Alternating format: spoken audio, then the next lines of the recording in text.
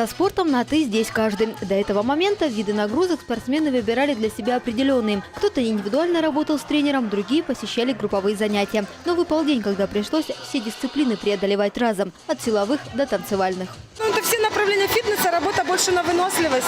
Но мы учитывали технику выполнения упражнений. Среди участников фитнес-марафона не только представительницы слабого пола. Попробовать себя в интенсивной тренировке решили и парни. Их обычное предпочтение – тренажерный зал. Поэтому часть фитнес-направлений далась мужчинам с трудом. Но такие периодические встряски для организма необходимы, считают участники.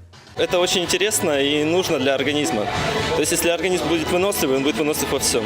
То есть это поможет и в обычной жизни. Какого возраста участники, неважно. Инструкторы подготовили общие упражнения из своих программ. Наравне с молодежью по 11 фитнес-направлениям работала и Наталья Мальцева. Двухчасовая тренировка без остановки – залог здоровья, считает спортсменка. Врачи давно поставили на ней крест, но зря. Болезнь миновала. Теперь трижды в неделю в спортзале, и Наталья сама удивляется, откуда берутся силы. Мне сегодня 61 год. И я бы хотела, чтобы мои подруги не ставили на себе крест. Жизнь только начинается. Дети выросли, внуки подросли. Надо собой заниматься. Заниматься собой, да. И даст Бог, дни будут наши продлены. Уставшая, но довольная окончила марафон Татьяна Шикунова.